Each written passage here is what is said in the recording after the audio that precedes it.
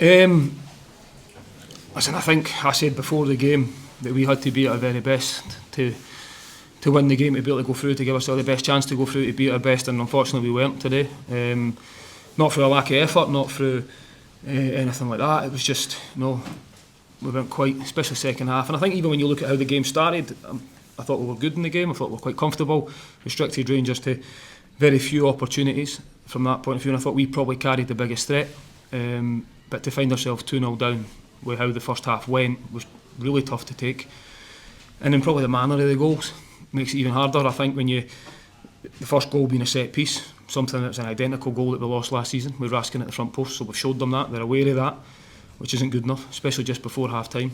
And then from there it's big moments in the game, because then we have a big chance to go to the pitch and score at the other end, we miss, and then again obviously lose the goal just before half time, which is something we've done too many times this season already. The timing of goals that we're conceding is something that was putting us really on the back foot, and it definitely changed how the game was going to be in the second half. And then second half I thought we huffed and puffed without really doing enough to get back into the game.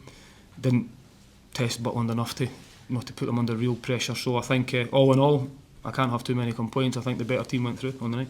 Any complaints with Martin Boyle's disallowed goal in the first half? No, I think I'm frustrated, but I'm only frustrated because of inconsistency. I'm not frustrated because of the decision. I think it's the right decision because of what we're told, that if a ball hits your hand and you gain an advantage for that by scoring a goal, that it wouldn't be given. And you can see that it does hit Boyle on the hand. I think it's completely accidental. I don't think he benefits really from it, other than the way he ran. He was running and it hits his hand. So for them to cut it off is the right decision because of what we were told was going to be. My biggest issue is the same as what happened with us with penalty decisions and the next game week. It's probably just the inconsistency, which is a word that's been frustratingly used a lot of late. What do you think's missing? Seems like the team is so nearly there in so many games this season. What needs to change for it to be the complete package? We still need to keep improving, because we're not that at all. I think that's something that I've said a lot.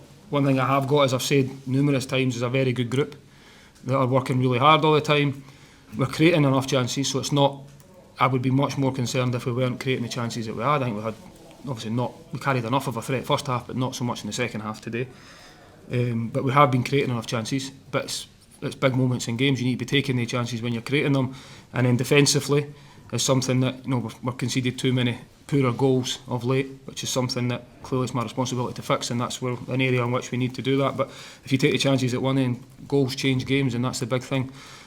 So no, I'm not going to be get carried away and be too downhearted about what I've got.